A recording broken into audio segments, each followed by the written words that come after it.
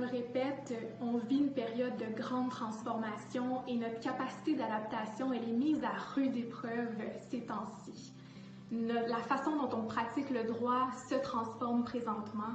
Notre système de justice est dans une ère de modernisation à vitesse grand V. Nos vies personnelles et nos vies sociales sont chamboulées. Dans ce contexte de transformation, est-ce que comme jeune avocat, on écoute suffisamment notre boussole intérieure? Je vous lance la question. On est très fiers au Jeune Barreau de Montréal de vous présenter cette 3e édition de l'extrajudiciaire entièrement dédiée au bien-être psychologique. Ça me fait également plaisir aujourd'hui de partager avec vous certaines nouvelles, certains projets et certaines ressources qui sont disponibles.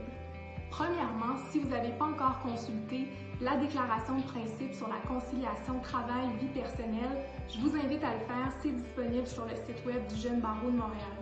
Cette déclaration-là, elle existe depuis plus de 10 ans et elle vise à soutenir le bien-être psychologique des jeunes avocats par des actions claires. Elle a été actualisée cette année pour mieux répondre aux enjeux que nous vivons. Deuxièmement, on est très fiers d'annoncer qu'on va mettre sur pied en 2021 la première table consultative sur les enjeux de la santé psychologique dans la profession.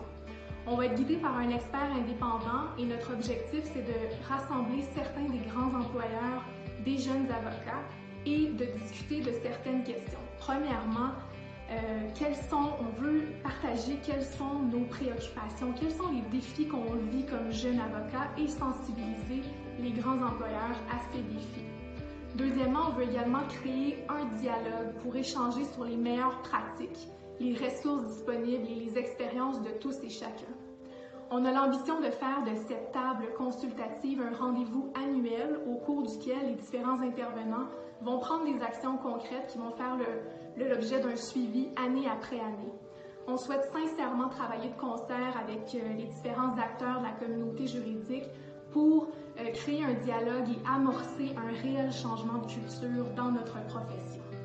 Troisièmement, prenez note que le PAMBA, donc le programme d'aide aux membres du barreau, est désormais disponible pour les stagiaires. Donc, je vous invite à passer le mot dans vos milieux de travail. Les stagiaires ont désormais accès au PAMBA.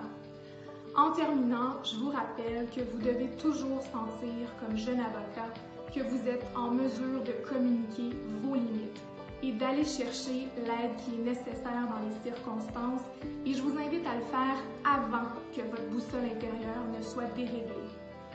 Je nous souhaite collectivement de garder le cap, ensemble, de prendre le temps d'écouter notre boussole intérieure. Bonne journée!